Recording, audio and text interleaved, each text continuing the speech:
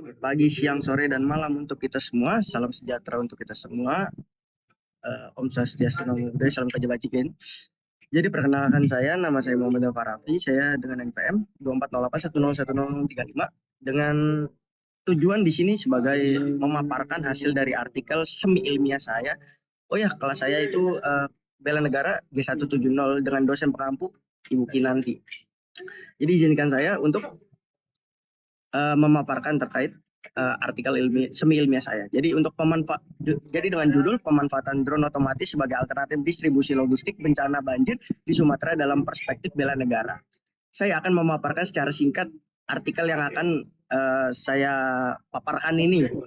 Jadi sebagai solusi distribusi logistik bencana banjir di Sumatera, nah kita harus tahu definisi dari banjir. Banjir itu adalah bencana paling sering terjadi di Indonesia, khususnya di Pulau Sumatera karena dari letak geografis dan segala macamnya.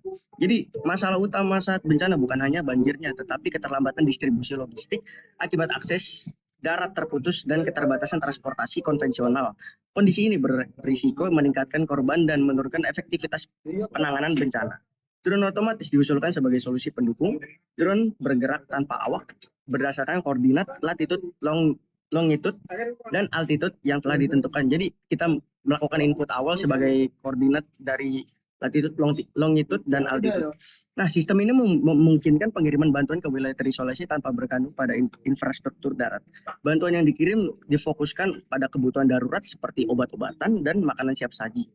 Nah, pada drone ini terletak juga mesin learning. Nah, mesin learning ini berguna sebagai apa, teman-teman? Nah, berguna sebagai untuk menentukan prioritas bantuan mana yang kita perlu prioritaskan dari daerah-daerah. Jadi kita melakukan prioritas, dan mesin learning ini juga berguna untuk mengoptimalkan rute penerbangan drone dengan pendekatan berbasis data distribusi menjadi lebih efisien, adaptif, dan tepat sasaran. Nah, pemanfaatan drone ini merupakan bentuk bela negara non-militer yang dimana drone otomatis yang didukung machine learning berpotensi meningkatkan kecepatan dan ketepatan distribusi logistik banjir di Sumatera. Karena dengan input itu saya harapkan dapat bisa lebih tepat waktu karena itu akan diotomatisasi.